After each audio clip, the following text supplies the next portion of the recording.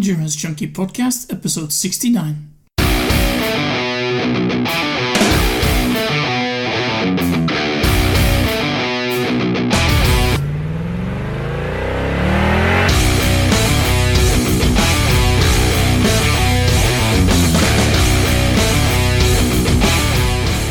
Hey Junkie, thanks for joining me on a new episode of the Endurance Junkie podcast, the show where I will be interviewing some of the fastest, smartest, and most inspiring people active in the endurance world today. Lisa Roberts is one of America's best long-distance triathletes, making regular appearances on podiums all around the world.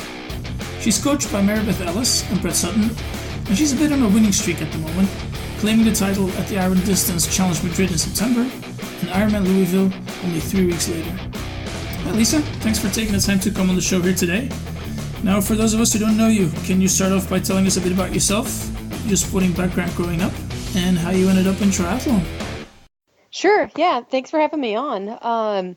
I started off, I've always been sort of an athletic person anyway, so even growing up I was participating in all the typical American sports, as you do. You know, I would basketball and softball and soccer and eventually got into doing some, track and field in sort of junior high age. So I was probably about 14 or 15.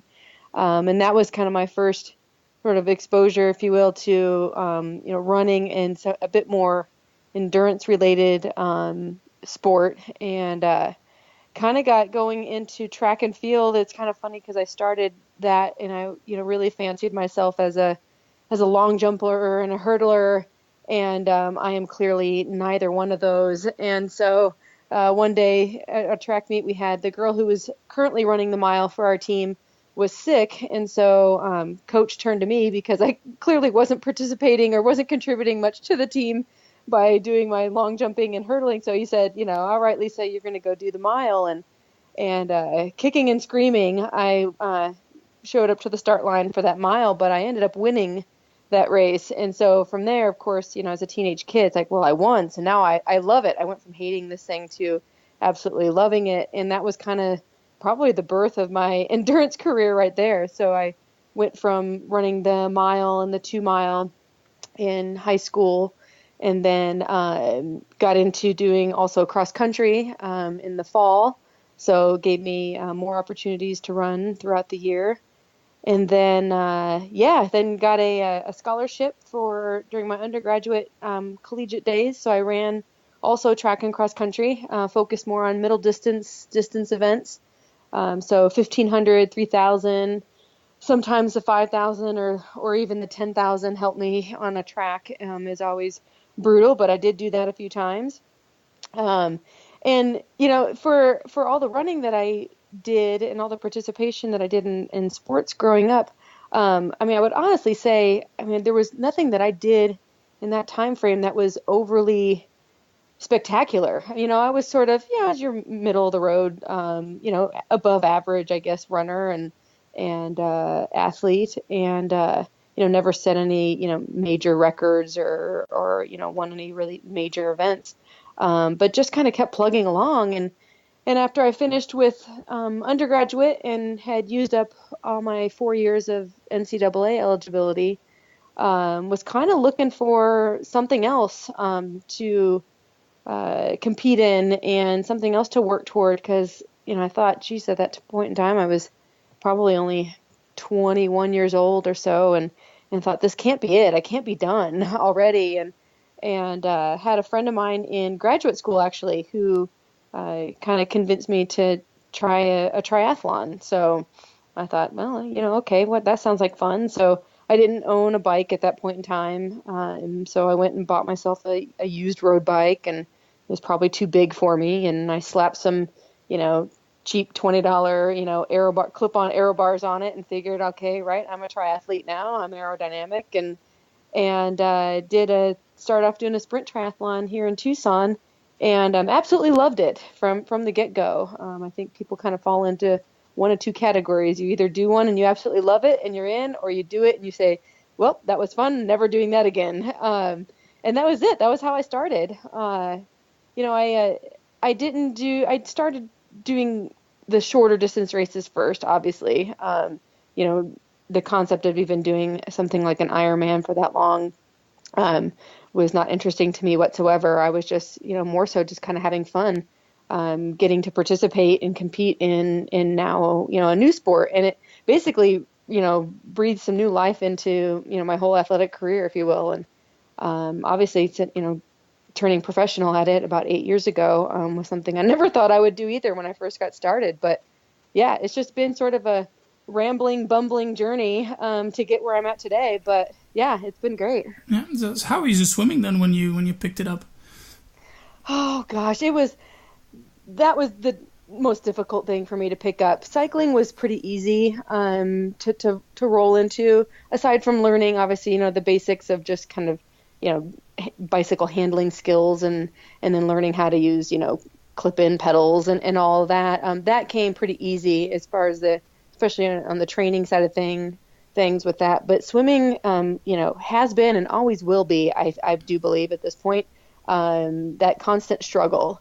And it was one of those things that I think that a lot of us do, especially coming from other sporting backgrounds other than swimming.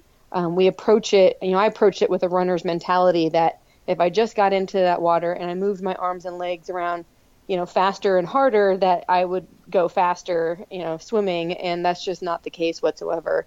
There's so much fine tuning of technique and stroke and just hours and hours and hours of repeating that over and over again. There's, so little room for error in your technique in swimming that we can get away with, say, running or cycling even. There's, you see techniques all over the board with people who run, and you might look at somebody in their running form and go, oh, I don't know how they could ever, say run a 3-hour marathon, but they do. And it's one of those things. I think you can get away with stuff in other sports, but swimming is very unforgiving. So it's been a struggle. Yeah, definitely. If you pick it up that late, and yeah, even now, I guess if you spend a couple of weeks out of the water, you completely lose touch with the water, and your technique goes out the window. And it's always the trickiest one to pick up again after a break. Can you tell us a bit about your progression then in triathlon? When did you realize, okay, now I'm pretty good at this. I can make it to the pro level even maybe? Oh, sure. Yeah. Well, like I said, I started off doing, just the shorter distance, sprint races and a few Olympic distance races, and did those for a couple of years, and then, made a very quick leap. Then thought, well, okay, I think I'm kind of getting this down. I know what I'm doing, and so I'm going to sign up for an Ironman now, and did my first Ironman in 2005 in New Zealand, and although it did fairly well at that, I clearly knew that I needed to take a step back and work my way into this a little bit better. I just felt that was such a huge jump for me. So I did that one and then went back kind of to the drawing board and started to build back up again and did more half distance races until I finally did another Ironman, I think in Ironman Canada, I believe, in 2008. So there was a big break there because basically that I sort of learned my lesson and thought I realized I needed to go back and do some more work. So yeah, continued on doing again, a mixture of races throughout the years. Yeah, I do some Olympics and some halves and maybe an Ironman, here and there. But it might be one in a year or one in a couple of years for the full distance until about 2009. Kind of started. I was doing better in my age group and feeling a lot stronger and kind of getting the hang of it a bit more. And actually the person who really kind of helped make me, give me that final push to pulling the trigger and becoming professional was Leanda Cave. I had happened to meet her. She had actually happened to move in next door to me here in Tucson when she lived here in Tucson. And so we got to be really good friends from there. And, she's been doing this sport for a really long time. And so I trusted her opinion on just about anything that I asked her on. And so, we chatted about it a little bit. And I thought, if anybody would tell me the truth as to whether or not she thought I'd be good at it or not, it would be Leanda. And so I just kind of point blank asked her if she thought that I would be good at it. And she said, yeah, I think you will. So I think you should give it a try. And and that was really it. That was kind of the final straw. And I thought, all right, well, if Leanda thinks I can do it, I'll give it a shot. And so I did. And even then too, it was, it's such a big learning curve, more so than I really expected, because you kind of go from, you're, either winning your age group all the time, or you're winning all these races that you're doing. And you kind of think, yeah, I got this, I can be professional. And as soon as you do that, you just become this small fish in a very big pond. And now you're up against, other women who have been doing this, like the Leanda Caves, who have been doing this for 20 years, and have all that experience underneath them. And you just kind of show up wide-eyed and think that you're going to, rule the world. And it's a good reality check for that first year or two, as you adjust to all the new racing conditions and just the level that you have to, now compete, and not only train in, but compete in as well. And so that was a big learning curve for a few years, for me. And as I turned professional, it was kind of that time frame, at least in the Ironman scheme of things, where, the 70.3 racing really still, it was nowhere near as popular or as big a deal as it is now. It was still kind of like, it's one of those things, oh, you're only doing a half. It was kind of that mentality, if you said you were doing a 70.3 race. And so as I came into the professional field, it was basically Ironman, and the Ironman, the long iron distance races, that was the key to it. So there was an immediate jump to pushing toward longer distance. And I, at this point now, looking back a little bit, I thought, gosh darn it, that was, just unfortunate timing, because I really would have enjoyed to see how I could have developed my speed a bit more in 70.3 racing, or even in some of the Olympic distance racing before going so long into the Ironman distance. But not that I don't like doing Ironman distance, I just would have really liked to have seen what I could do in the kind of shorter, faster races as well. So there was an immediate push right into Ironman distance racing, and mainly using 70.3 races as kind of training races, or to kind of, top off some speed a little bit here and there. But it was all geared toward performing well at Ironman races. So that's kind of how I got into doing, I think, more Ironman distance races. And you do quite a lot of them as well. You do 4 or 5 Ironmans a year. I do, yeah, which is really surprising to me. I've done that now in a couple of years. One year I think I did 6 Ironmans in a calendar year. I did 6 Ironmans. I have done 4 and 5 in a year. And it's just it's one of those things that, as a professional, it's like, well, you kind of look at it and go, this is what I'm good at. And this is where I can make my money. So I need to, set myself up, whether it's, how I approach the races, my training for them, how I take care of myself in between them, because that's a lot to ask, in a year. And, if I talk to any of my pure, running buddies or my marathon running buddies, they just think that's absolutely insane to run that many marathons in a year. They might be doing 1 or, maybe 2 marathons that they're racing in a year. And here I'm throwing down, 4 and 5.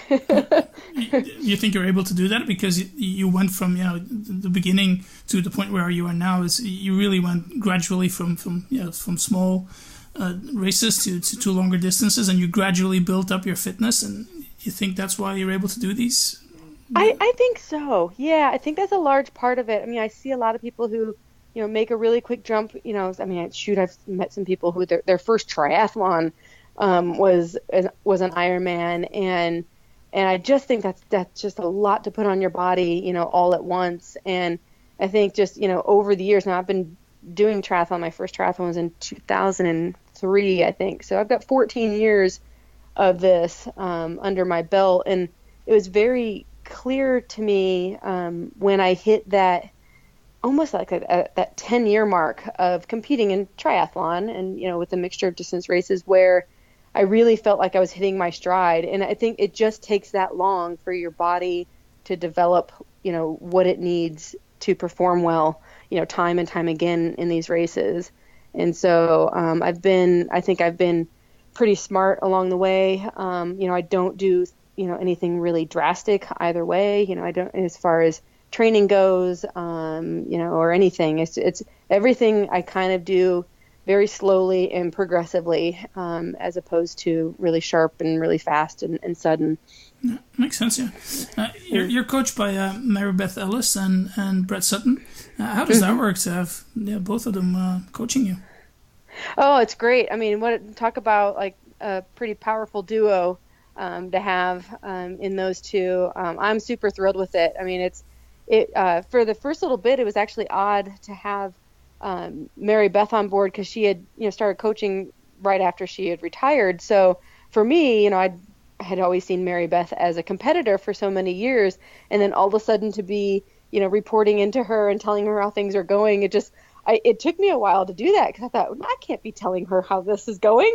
This is supposed to be secret, and so that took a little bit of getting used to. But they're super supportive. I mean, I love having Mary-Beth on board just because of her experience as well, and we can relate to one another really well because we've been in the exact same scenarios time and time again, and so I can bounce ideas off of her and we can chat about things because she knows exactly what I'm up against or what I'm facing, and having Brett on board, I mean, just you can't argue with the guy's experience either, and I think he's pretty much has seen it all and heard it all, and so I don't think there's much that I can tell him that he hasn't already heard. So for the most part, I just shut up and I do my job. I do what he tells me to do. And I trust him implicitly with everything that I do because of that experience that he has, and obviously all the success he's had over the years. So it's very easy for me to kind of let him take the reins, and her as well, and just do what I'm told. I mean, I kind of give him an idea and some goals and things I think that I'd like to do throughout the year, and then we just work together to achieve them. Yeah. So who does what exactly? Well, right now, at this point in time, they both get together to put together my workout plans.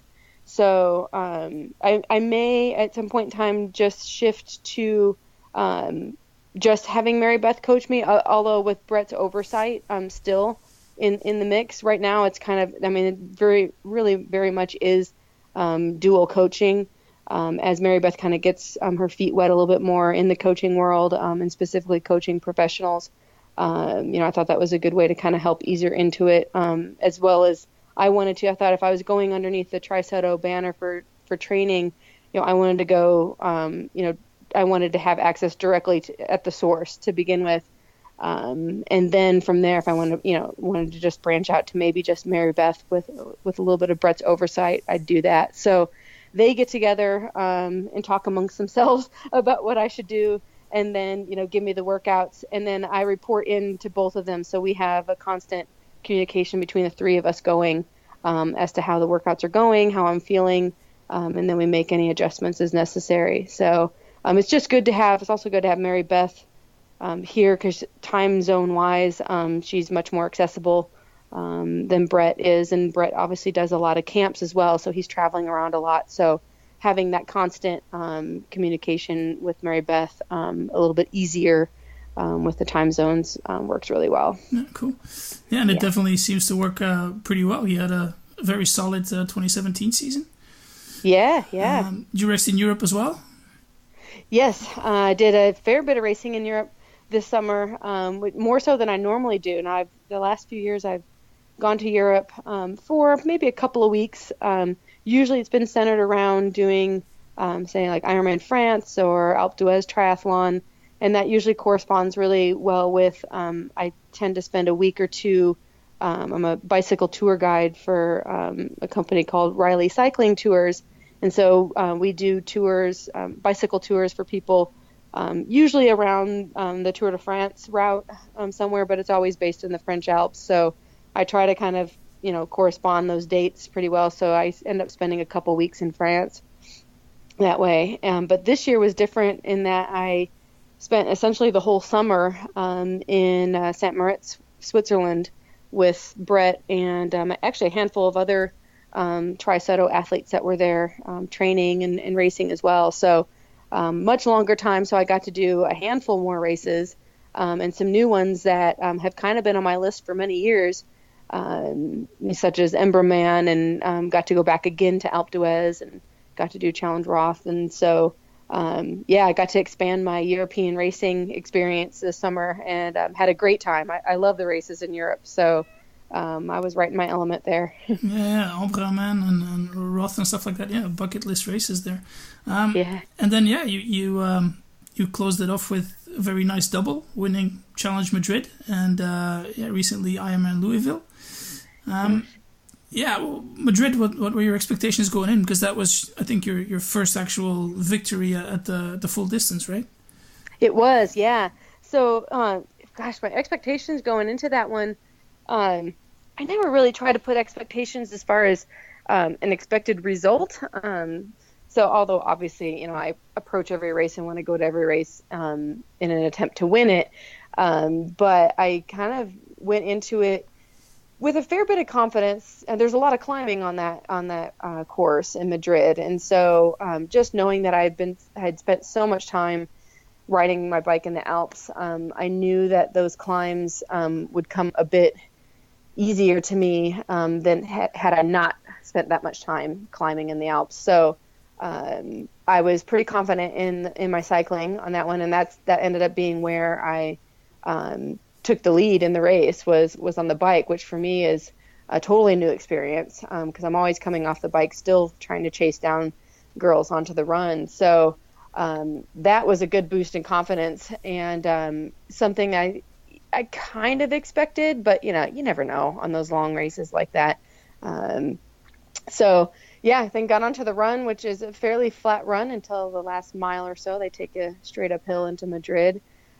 So just knew at that point that as long as I just didn't do anything stupid on the run and just stayed on top of nutrition and hydration and I knew that I could probably potentially win it. So, and I did. So it was an excellent race.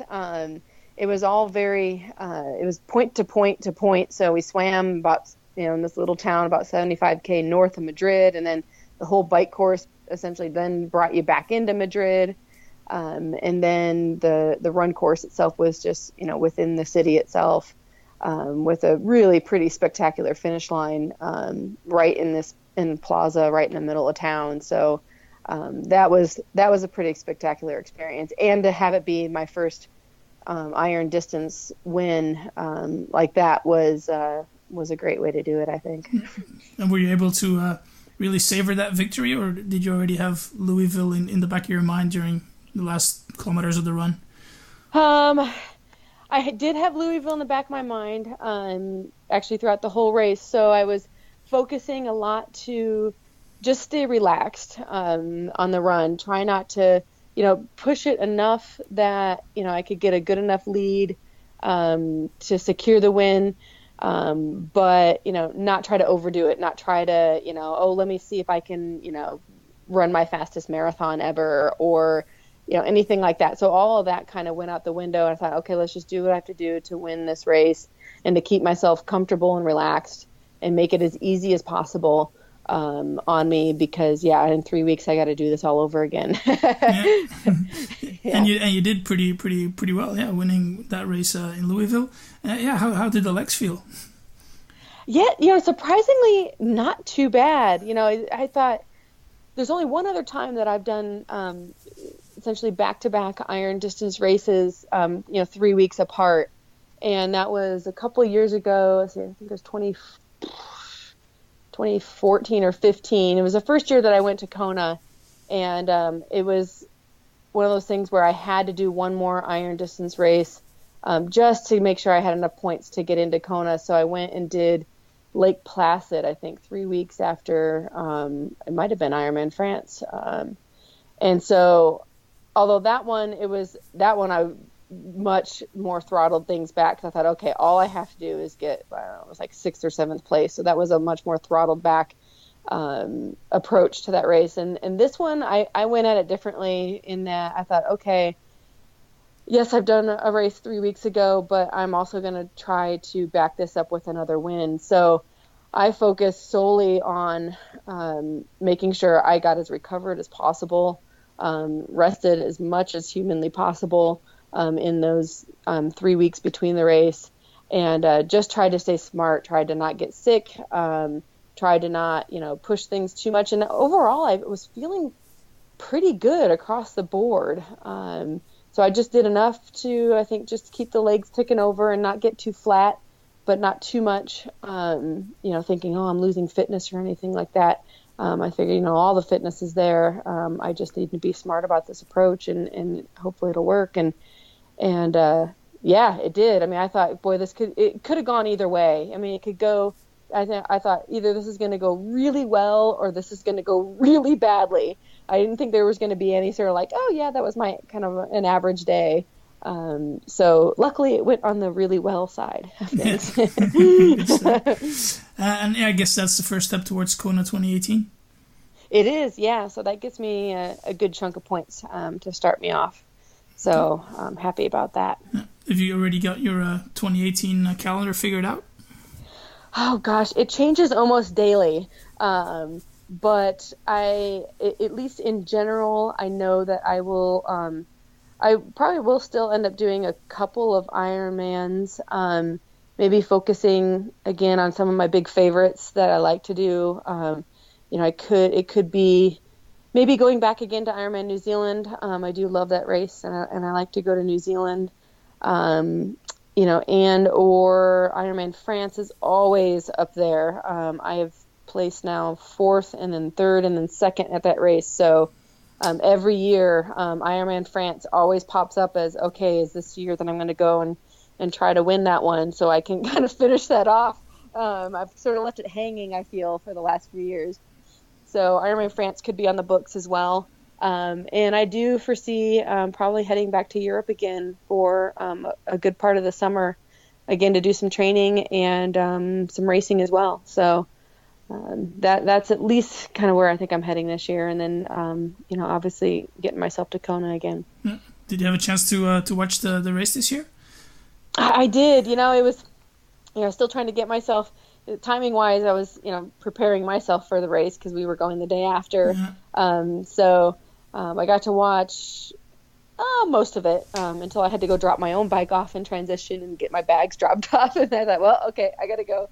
But no, it was great. It was a good race to watch. Always fun to watch, as the years go by. You get to know your competitors, both, male and female competitors better and better. So each year, I kind of get more and more invested in the race. Not only obviously if I'm racing, but, now I've got kind of these other friends and competitors out there that I'm cheering for. So, yeah.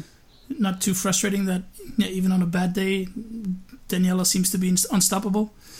Oh, yeah, I tell you, it's amazing. It's absolutely amazing to watch her. And I got to, at least be there. I wouldn't say that I was training with her because that's kind of hard for me to do.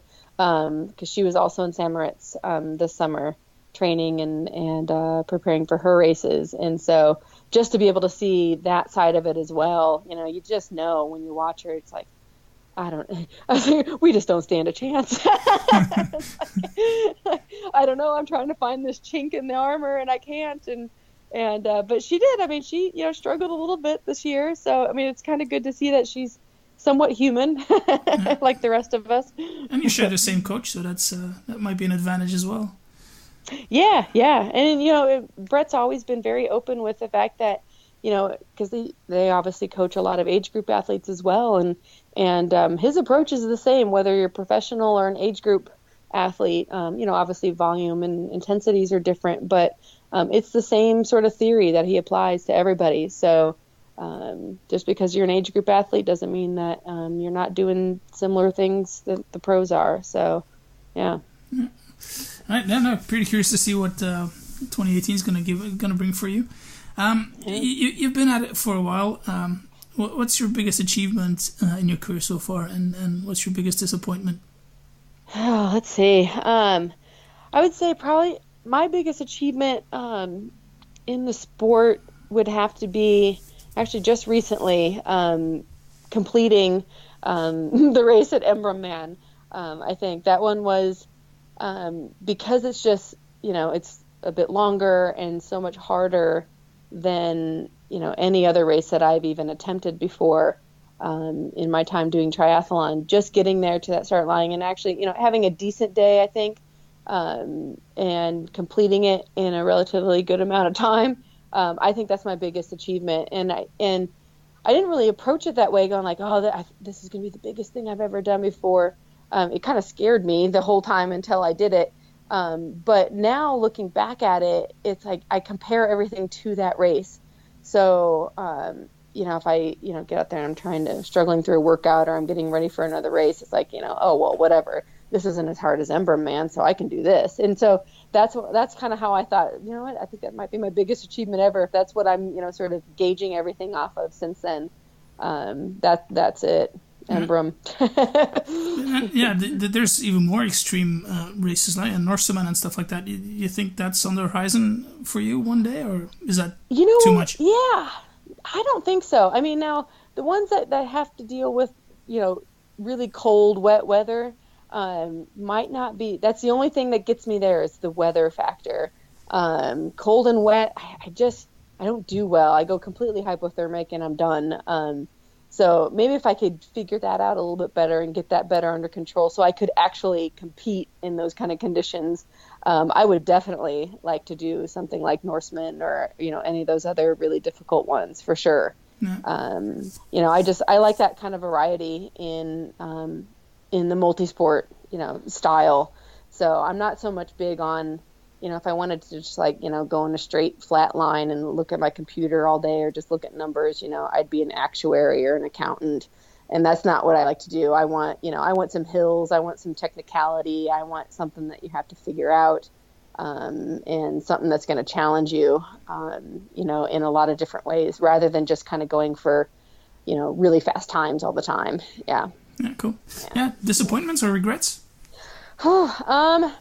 Probably my biggest disappointment would have to be a race. I did go to Ironman Lanzarote a couple of years ago, and that one I was in really good shape and was feeling really good about my climbing on the bike, and my running was just coming into really good form there. I was really starting to kind of peg that 3-hour marathon mark pretty regularly in Ironman. So I thought that was the one that I was pretty sure that one was going to be the one that was going to win first. And unfortunately had a mechanical about 10 kilometers into the bike, had a pinched wire on one of my Di2. So all my shifting went out on the bike, 10K into it. And so I had 2 gears to choose from, which is not exactly what you want to have available to you on Lanzarote. No.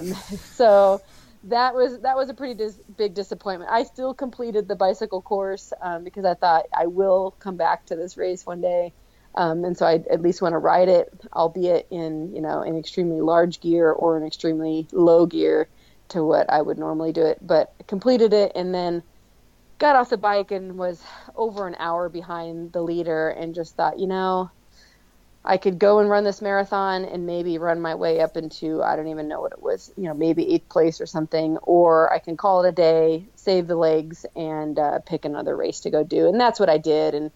And it's hard to make that kind of call, I think, especially if I was obviously, healthy enough and, I could have run that marathon, but I had to make the professional call at that point because I was really geared on qualifying for Kona, and that just wasn't going to get me what I needed. So had to pull the plug that day. So that was probably my biggest disappointment so far. Yeah, I was going to say exactly the same. If you're an amateur, you're probably going to finish the race anyway. But yeah, as a pro, you got other things on your mind. Yeah. All right. Well, thanks for your time, Lisa. This has been very fun. How can people get in touch with you if they want? I'm on Facebook. So there's Lisa Roberts Professional Triathlete page there. And I'm also on Twitter and Instagram. It's just at Lisa Roberts Tri. So look me up and, take a look at what I've been up to. And I'm always happy to answer questions for people. So if you do have questions, you can, direct message me and I'll help you out however I can. So, yeah, that's how you can find me. Yeah, perfect. I'll put those links up on the show notes page on the website. Feel free to give some love to your sponsors. Oh, yeah. I mean, I wouldn't be able to do this without my sponsors. I know that everybody says that, and that is so true.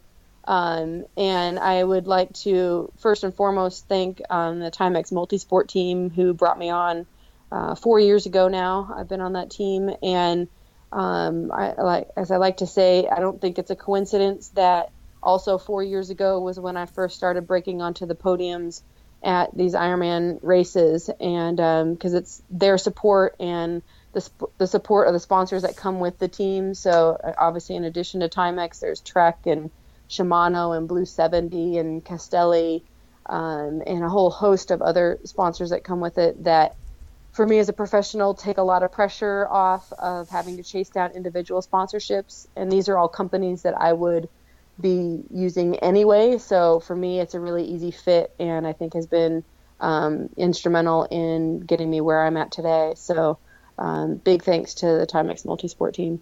All right, perfect. Anything else you want to plug? Gosh.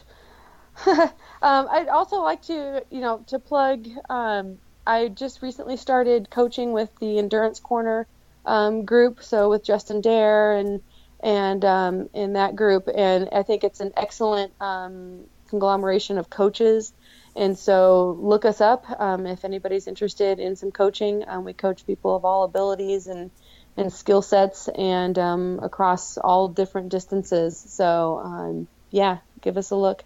Yeah, perfect. Final question. You walk out of the house and you find a lottery ticket that ends up winning $10 million. What do you do? Oh, boy. I would, first of all, stash enough away so that I wouldn't have to work another day in my life. And then I would immediately start looking toward a variety of friends and or causes that could also use some help. So I would start putting some money into a variety of different research opportunities, particularly for spinal cord research, very near and dear to my heart, and other friends who might potentially be struggling and could use the help. So I'm never one on, I don't feel like I need all sorts of a bunch of big fancy stuff. I live pretty simply and like to just have just enough for what I need. So, but get a lot more out of seeing friends and families and other things flourish. So I would probably give most of it away. The sensible and the noble thing. All right. Thanks very much for your time, Lisa. It's been a pleasure. Thank you so much. Hi, Junkies. Thanks for listening to this episode with Lisa Roberts. I hope you enjoyed that one. Now, if you like these little interviews and don't want to miss any future episodes, head over to iTunes or Stitcher and subscribe to the show. And if you're at home sitting behind your desktop or on your laptop, head over to the website junkiepodcast.com for all the archives, show notes pages, and all the links to subscribe, rate, and review the show. Alright, thanks again for listening, and I hope you'll join me next time. Cheers.